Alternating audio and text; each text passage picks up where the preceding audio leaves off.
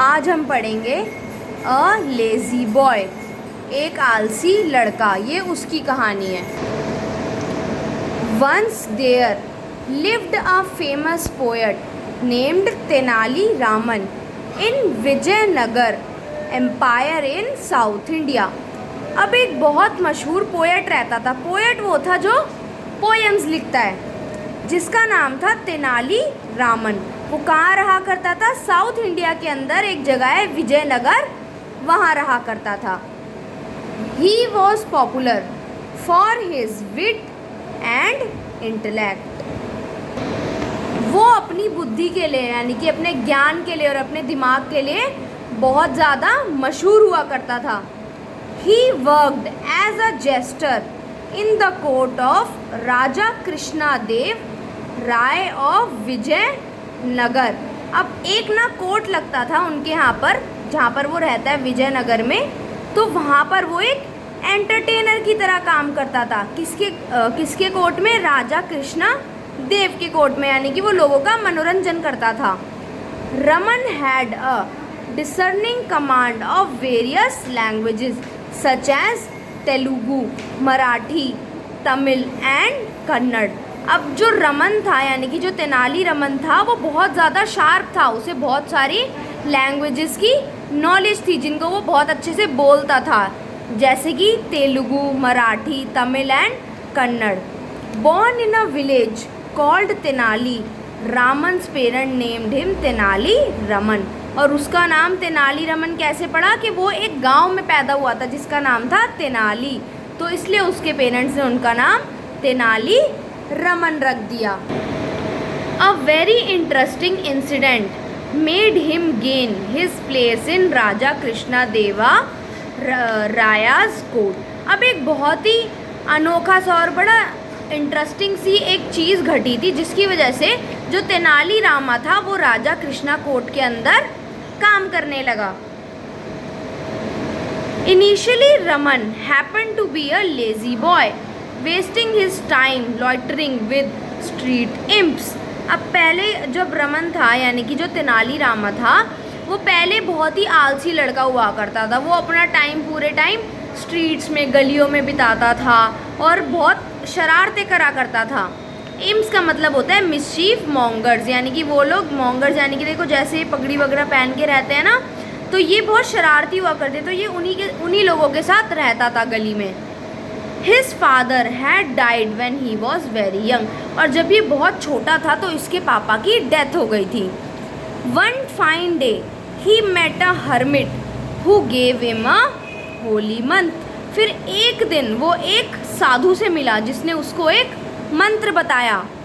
The hermit told him to chant that month 1,000 times before goddess Kali with altar veneration। और फिर जो वो साधु था, उसने जो मंत्र उसे बताया, उसको बोला था कि तुम इस मंत्र को जो माता काली होती हैं उनके सामने हज़ारों बार बोलो, बिल्कुल एकदम उन रिस्पेक्ट के साथ, यानी कि उनकी रिस्पेक्ट करते हुए।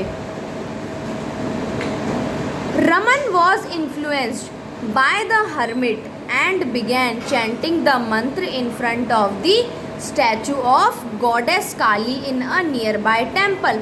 अब जो रमन था, जब साधु ने उसको ये बात बताई तो वो उससे बहुत ज़्यादा प्रभावित हुआ, और फिर वो मंदिर में जाके, जहाँ पर काली माता की मूर्ति थी, उसके आगे जाके वो उस मंत्र का जाप करने लगा।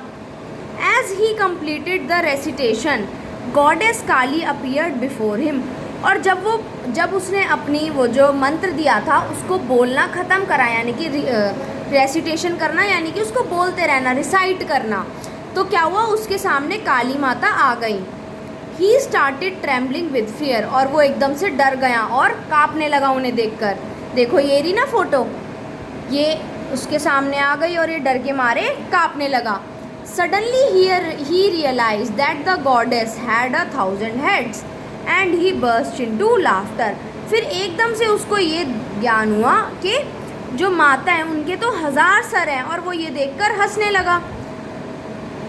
This enraged the goddess and she asked him the reason for such laughter। फिर इससे क्या हुआ? काली माता को गुस्सा आ गया और उन्होंने उससे पूछा कि तुम हंस क्यों रहे हो, मुझे भी बताओ। Raman apologized and said, whenever I have cough and cold, both my hands seem to be insufficient to wipe my continuous running nose.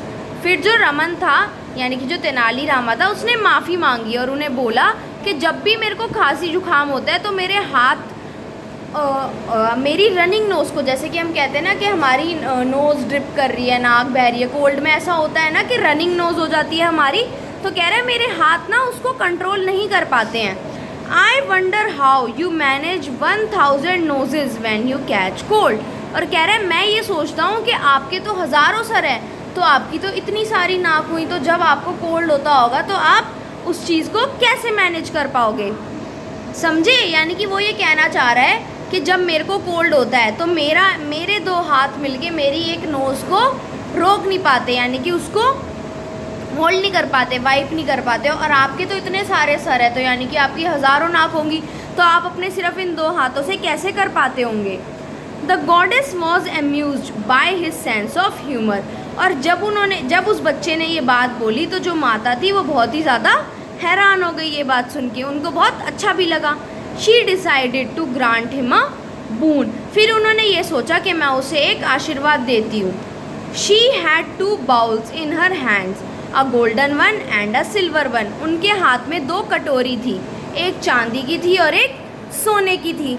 The golden bowl had the milk of wisdom and the silver bowl was filled with the curd of money. अब जो golden bowl थी उसके अंदर milk of wisdom था, यानी कि जिससे उसका दिमाग तेज़ होगा, वो समझदार बनेगा। और जो दूसरी कटोरी थी उसके अंदर दही थी, जिसके अंदर मतलब अगर वो उसको लेता तो उसके पास पैसा ही पैसा हो जाता। Goddess Kali told Raman to choose one of them. फिर जो गॉडेस काली थी उन्होंने ना रमन से बोला कि आप इन दोनों बाउल में से कोई एक बाउल को चूज़ करो। He played a trick with her. फिर उसने उनके साथ एक चाल चली। He asked her to first let him taste both the bowls before making the decision. उसने उनको बोला कि आप ना मेरे को एक बार ये दोनों बाउल में जो भी चीज़ है वो टेस्ट कराओ, उसके बाद ही मैं कुछ निर्णय ले पाऊँगा। But he finished consuming the contents of both the bowls. पर उसने क्या करा, दोनों कटोरी के अंदर जो भी सामान था, जो भी चीज़ थी, वो सारी खा के ख़त्म कर दी। Before the goddess could get angry he fell down at her feet and begged for mercy at his insolence. और इससे पहले कि माता को गुस्सा आता, वो उनके चरणों में लेटकर ये देखो उनसे माफ़ी मांगने लगा और कहने लगा कि मेरे इस दुर्व्यवहार के लिए आप मुझे माफ़ कर दो। He said, "What will I do with the money without wisdom?" फिर उसने बोला कि मैं क्या करूँगा पैसों का अगर मेरे पास दिमाग ही नहीं होगा तो। Moreover, wisdom is also useless if I don't have money in my pocket. और मेरे लिए wisdom भी useless है अगर मेरे पास पैसा ही नहीं होगा तो। They both compliment each other. ये दोनों एक दूसरे को कॉम्प्लीमेंट करते हैं, यानी कि अगर एक चीज़ होगी तभी तो मैं दूसरी चीज़ से उस चीज़ का यूज़ कर पाऊँगा। Please forgive me for my behaviour. मुझे मेरे बर्ताव के लिए माफ़ कर दो। उसने ये बात माता से बोली। Finally goddess Kali gave in and blessed him with the money as well as wisdom. फिर अंत में जो माता काली थी उन्होंने उसको पैसों से भी भरपूर कर दिया और दिमाग से भी बहुत उसे शार्प कर दिया।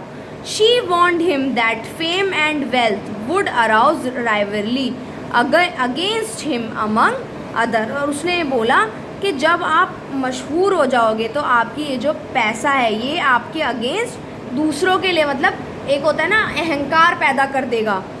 She however assured him that he would be able to get through his difficult times with the help of his intellect. फिर उन्होंने उसे बोला कि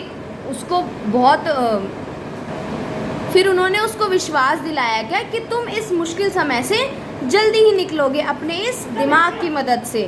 consequently Raman came to be known as Tenali Raman victor Kavi, a very witty and well read poet. फिर उसके बाद जो रमन था वो एक बहुत ही मशहूर पोएट की तरह जाना गया एज तेनाली रमन, जो बहुत ही ज़्यादा ह्यूमरस था। ठीक है।